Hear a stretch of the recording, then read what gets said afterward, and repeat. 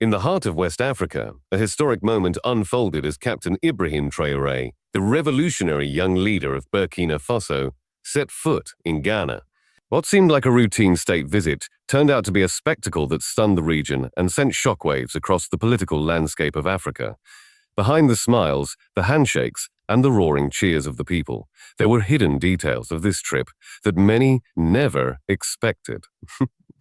From the very moment Traoré's plane touched down, Ghana rolled out the red carpet in a way rarely seen for a foreign leader. The airport was not just lined with officials, it was packed with traditional chiefs, youth groups waving Burkinabe and Ghanaian flags, and even musicians performing songs of African unity. It wasn't just a diplomatic reception, it was a symbolic declaration of solidarity between two nations determined to stand tall against external interference. But what really shocked the world was the level of secrecy surrounding Traoré's arrival.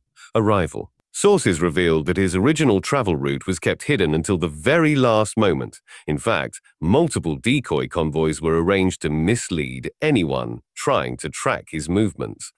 Analysts suggest this was done to ensure maximum security, given the threats Traoré has faced from international powers unhappy with his strong anti-imperialist stance. Once in Ghana, Traoré was whisked to a private meeting with President Nana Akufo-Addo. While the official statement spoke of strengthening of bilateral ties, insiders claim the talks went much deeper. Energy cooperation, cross-border security, and the possibility of forming a joint African defense pact were reportedly on the table. If true, this could mark a turning point for West African geopolitics, especially as the region faces growing instability and outside pressure.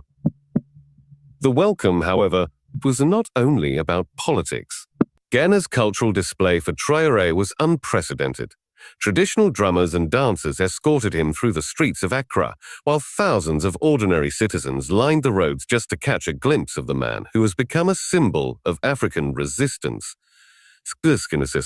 Some even carried banners calling him Africa's lion and a voice of the youth.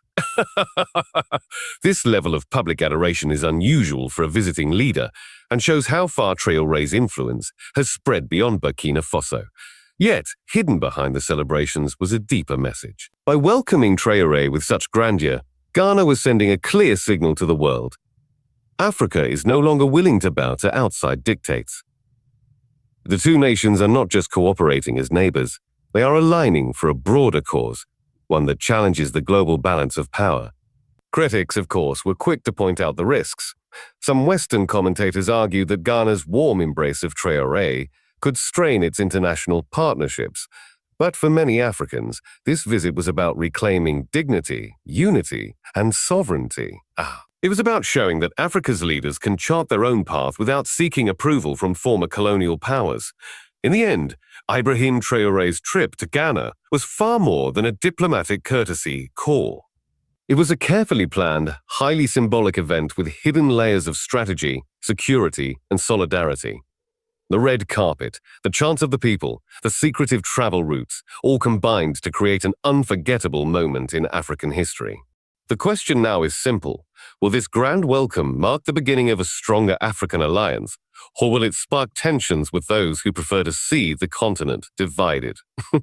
One thing is clear, Traoré's arrival in Ghana has already written a new chapter in the story of African unity, and the world is watching closely.